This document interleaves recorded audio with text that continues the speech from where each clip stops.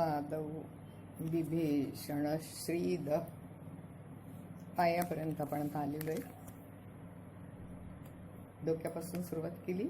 आपाद मस्तक म्हणतो, हे इथे आ मस्तक पाद असं आपण आलेलो आहे. पादव दोन्ही पाय.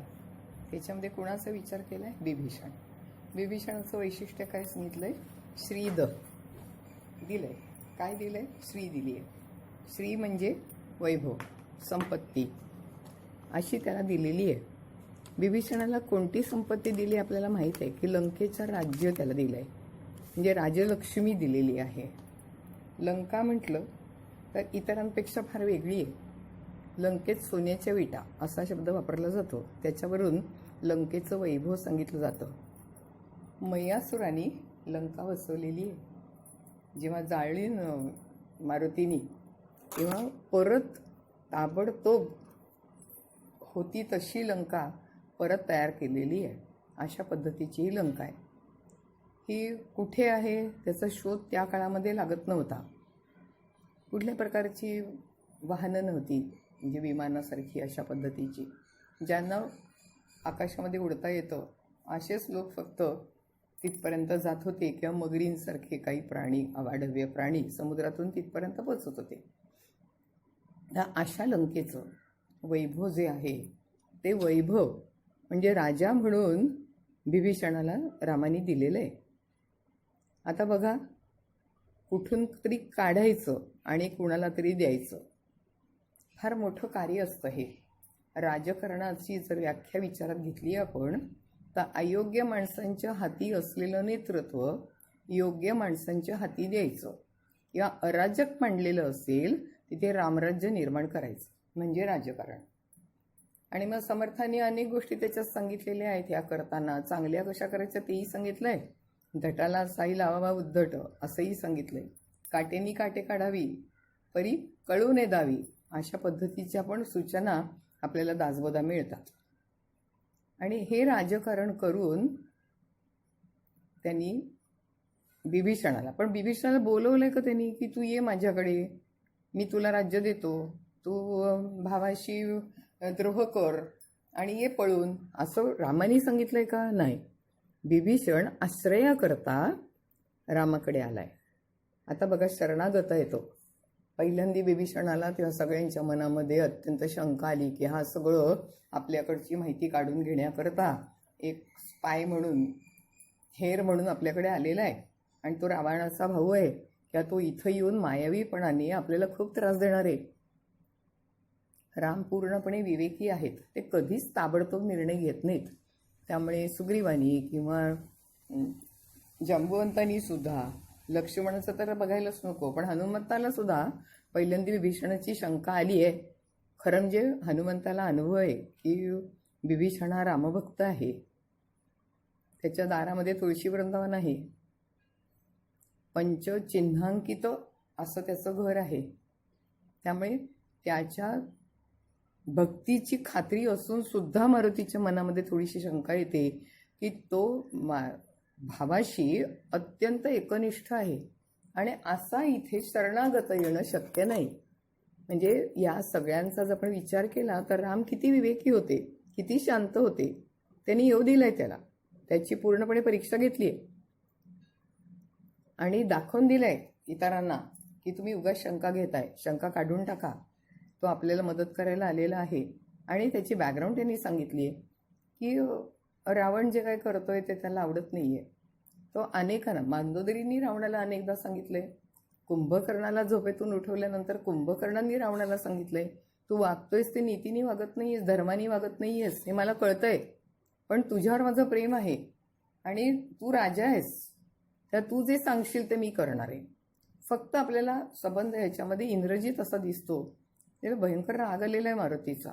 दोन भावांना मारतोय म्हणजे काय? म्हणजे तोही एक पुरुषच आहे, रावणाचाच मुलगा आहे. त्यामुळे सीतेचं अपहरण केलंय, त्यात काही वडिलांनी फार मोठी चूक केली आहे असं त्याला वाटत नाहीये. पण एकूण तो एकदा रणांगणातून पळून आलाय. त्यांच्या शक्तीची त्याला कल्पना आली आहे. ते साधे लोक नाहीत, कोणतरी देवता त्यांना वश आहेत, किंवा ते देवताच आहेत असं तो रावणाला समजावून सांगतोय. शेवटच्या वेळेला युद्धावरती जाताना त्यांनी रावणाला रामाच्या दैवत्वाची अशी कल्पना दिलेली आहे. आणि तरीसुद्धा रावण ऐकत नाही. म्हटल्यानंतर ठीक आहे, मुलगा म्हणून माझं कर्तव्य आहे आणि पितृऋणातून मला मुक्त झालंच पाहिजे, तेव्हा मी रणांगणावरती जीव गेला तरी चालेल पण जाणार आहे, अशा पद्धतीने तो गेलेला आहे. तर सगळे रावणाकडचे जे विचारी लोक आहेत ते रावणाला समजावून सांगतायत, तो कोणाचंच ऐकत नाही आहे. काही तोंडपुजे मंत्री आहेत ते मात्र रावणाला उचलून धरतायत आणि म्हणजे त्या असत्याची बाजू आहे, अधर्माची बाजू आहे, कदाचित त्यांनाही कळत नसेल. आता ह्या पोटरीपश्च्या रावणाने काय केलंय, आपल्या लत्ता प्रहार, पायाचा प्रहार विभीषणाला शेवटी केलाय. म्हणजे अपमानाचा कहर झाला. जेव्हा आपण एखाद्याला पाय मारतो, लाथ मारतो, चुकून पाय लागला तरी आपण नमस्कार करतो, सॉरी म्हणतो. मग मुद्दाम जर लाथ मारलेली असेल तर ते अत्यंत अपमानाचा अगदी कळस आहे. आणि असं आपण म्हणतो की सहन करायचं, किती सहन करायचं. मला नेहमी हिंदी सिनेमामध्ये मजा वाटते की तो नवरा अगदी बोळा असतो, बायको काय वाटेल ते वागत असते, ह्याला त्याच्यावरती कंट्रोल करता येत नाही आणि सबंध आयुष्यामध्ये तो तिच्या नादानी वागलेला असतो आणि प्रत्येक वेळेला तिच्याकडे बोट दाखवतो, माझ्या खरं म्हणजे मनात नाहीये, ती चुकतीये मला कळतंय, पण तरी तसा वागत असतो. आणि मग एक क्षण असा येतो की त्याची सहनशक्ती संपते, संपृक्त अवस्था येते. त्याच्या पुढचं जेव्हा पाण्यामध्ये एखादा द्रव्य पदार्थ आपण जेव्हा विरघळत असतो तेव्हा अशी परिस्थिती येते की संपृक्त द्रावण झालं की त्याच्यानंतर विरघळणं म्हणजे मिठासारखा पदार्थ, साखरेसारखा पदार्थ विरघळतच नाही, तो स्वतंत्रच राहतो. अशी जेव्हा वेळ येते तेव्हा आपल्याला ते सगळे फाटकन तो बायकोच्या तोंडात मारतो. आता ही संपृक्त अवस्था विभीषणाच्या जीवनामध्ये आली. ती लाथ मारली आणि आपण म्हणतो तुळशीपत्र सगळ्यावरती ठेवलं गेलं आणि विभीषण ठरवतो आणि तिथून निघून येतो. त्याच्याबरोबर त्याचे अत्यंत प्रामाणिक एकनिष्ठ असे 4 मंत्री त्याच्याबरोबर आलेले आहेत. आपण सुग्रीव जेव्हा वालीनी बाहेर काढल्यानंतर जेव्हा तो निघून जातो तेव्हा त्याच्याही बरोबर 4 मंत्री आहेत. म्हणजे काहीतरी सत्याची बाजू धरणारी काही माणसं फार थोडी असतात पाठराख करणारी, अशी ही विभीषणाच्या पाठीवर आहेत. आणि मग राम त्याला वेचून देतोय की तुला मी लंकेच्या राज्यावरती बसवेन. आता हा काही देवाणघेवाणीचं आहे का, मी तुला राज्य देतोय मग तू सगळं तिकडच्या गोष्टी मला सांग. तर विभीषणाला माहीत आहे की हे अन्याय, अधर्म हा अतिरेक झालाय त्याचा आणि त्याला त्या सगळ्या सूचना मिळत आहेत पहिल्यापासून. कुठेतरी अपशकुनाच्या घटना सांगितलेल्या आहेत आणि त्याच्यामध्ये त्याच्या लक्षात येते की रावणाचा आता शेवट आलेला आहे. आणि अशा वेळेला सगळीच जण जाऊन चालणार नाही, कुळामधलं कोणीतरी शिल्लक राहिलं पाहिजे. आणि म्हणून त्यांनी निर्णय घेऊन त्याला वनवासात पण जाता आलं असतं, तिथे जाऊन उपासना पण करता आली असती, पण मग वैयक्तिक प्रगती त्याची झाली असती. म्हणून तो रामाकडे आलेला आहे आणि शरणागताला की तुला मी ते राज्य देईन. रामाला तर काही कुठल्या राज्याची अभिलाषाच नाहीये, त्यामुळे जे काय मिळवलं ते त्यांनी वाटूनच टाकलेलं आहे, देऊनच टाकलंय किंवा द्यायचंय म्हणून मिळवलंय. आणि म्हणून श्रीद जी राजलक्ष्मी आहे ती त्यांना दिली आहे. आता राजलक्ष्मी दिल्यानंतर काय झालं, राज्यावरती तो बसलाय. आता मंदोदरीचा उल्लेख पंचकन्या स्मरे नित्यम सतीमध्ये येतो मंदोदरीचा.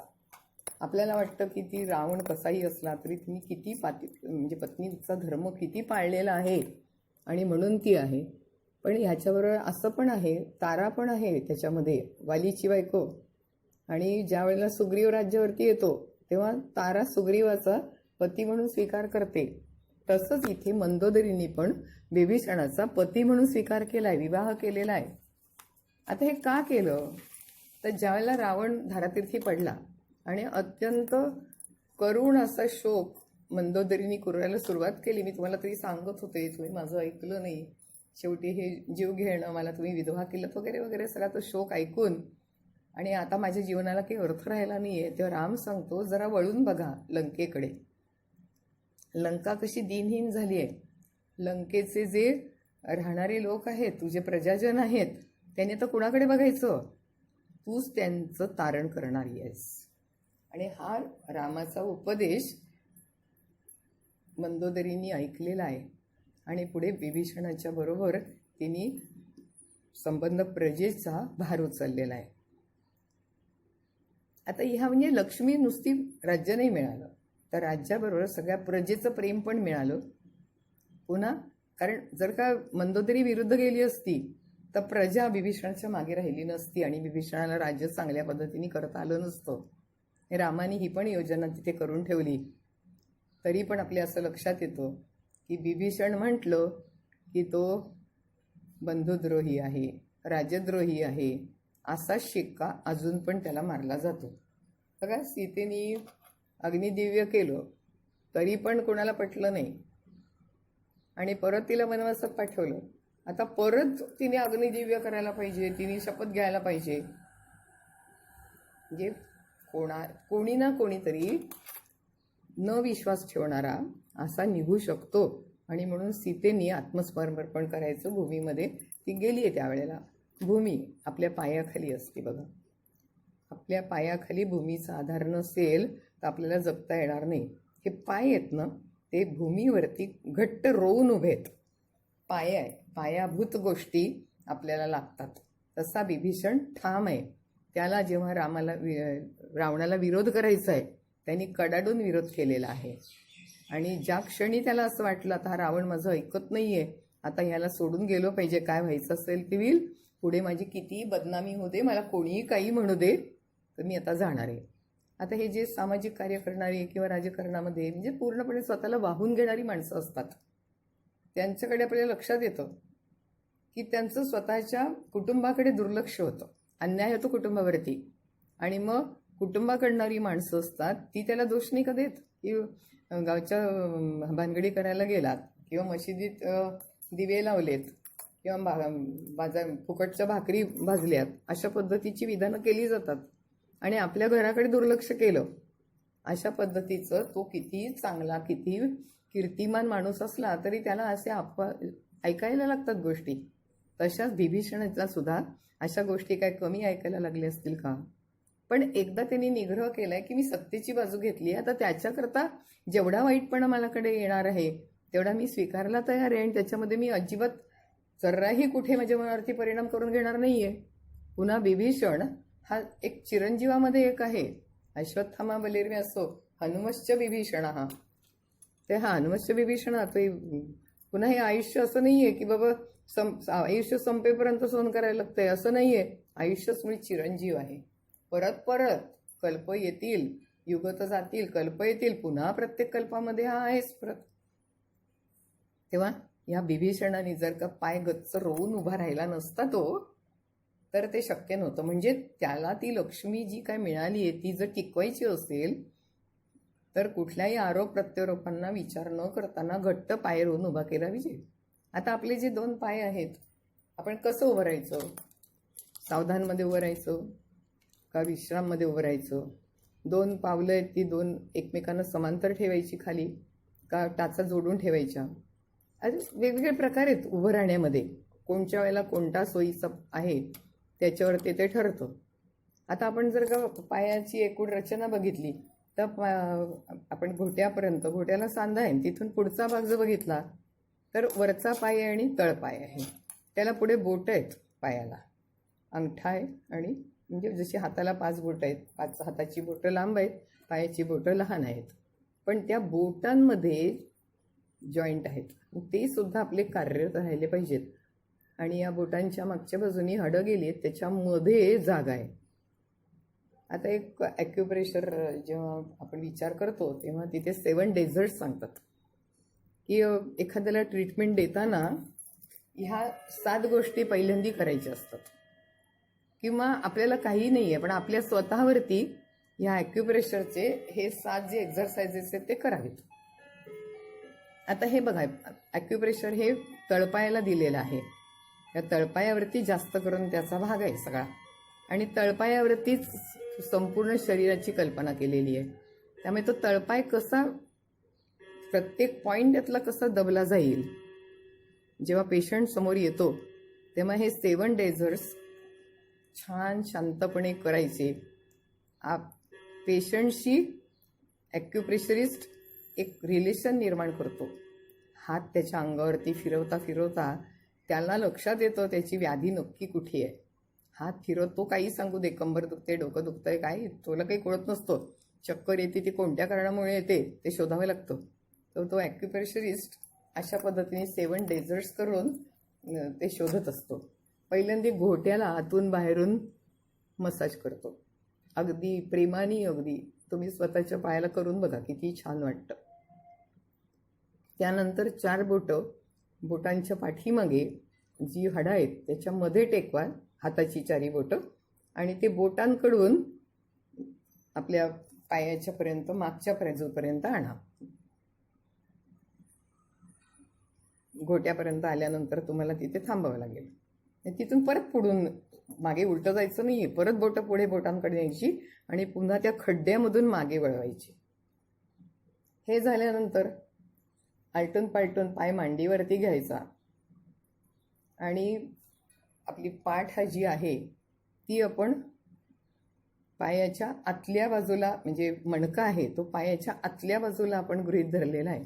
आणि म्हणून अंगठ्यापासून ते जिथे आर्क सुरू होते, कमान चालू होते, तिथपर्यंत हळूहळू वरनं थंब वॉकिंग म्हणतात त्याला. अंगठ्यामधून जास्ती करून ॲक्युप्रेशर दिलं जातं आणि म्हणून ते थंब वॉकिंगनी तिथपर्यंत यायचं, आलटून पालटून दोन्ही पायांवरती. मग नंतर त्याला ट्विस्टिंग करायचं, त्या भागाला आतल्या बाजूला, पावलाच्या आतल्या बाजूनी ट्विस्टिंग करायचं. मग नंतर जो खड्डा आहे, म्हणजे जी कमान आहे, त्याच्यामध्ये मूठ धरायची आणि नकल ज्याला म्हणतात, म्हणजे आपण मूठ बंद केल्यानंतर मागचा जो भाग आहे, बोटांची पुढची बाजू नाही, जो मागचा भाग आहे, म्हणजे 3 पेर आहेत आपल्याला, त्यातलं हाताला जोडलेलं जिथं ते आहे ती बाजू त्या कमानीमध्ये अशी छान उलटी सुलटी गोल फिरवायची.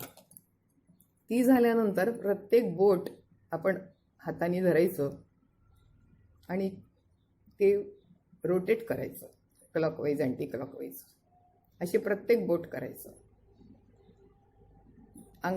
त्याचे टिप्स, पायाच्या टिप्स आहेत, बोटांच्या टिप्स आहेत, त्याच्यानी अंगठ्याने त्याच्यावरती मसाज करायचं. आणि आपला जो पायाचा बोटांना लागूनचा जो भाग आहे तो छातीचा भाग आहे, त्याच्या खालचा भाग आहे तो पोटाचा भाग आहे.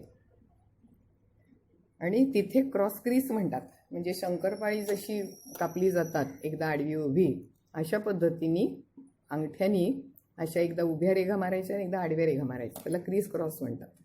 आणि हे सगळं जर का त्या पेशंटच्या याच्यावरती, पायावरती केलं तर तुम्हाला बरोबर व्याधी कुठे आहे, कारण कुठल्या पॉईंटला त्याच्या चेहऱ्यामध्ये बदल पडतो तो तुम्हाला कळतो. अत्यंत प्रेमाने, अत्यंत शांतपणाने हे दाब दिलेला असतो, पण तरी सुद्धा ती कळ त्याच्या मस्तकात जाते आणि आपल्याला कळतं. म्हणजे ह्याच्याकरता 7 डेझर्ट्स हे प्रत्येकाने रोज आपल्या स्वतःच्या शरीरावरती घ्यावेत, आपली व्याधी दूर राहतील. तर ॲक्युप्रेशर शिकताना पहिली गोष्ट सांगतात की तुम्ही दुसऱ्यांच्या पायाला हात लावताय तर तो पाय स्वच्छ धुतलेला पाहिजे, पाय घाणेरडा नको, किंवा पायाला भेगा पडलेल्या असतात त्या पण नको, आपला पण हात स्वच्छ पाहिजे.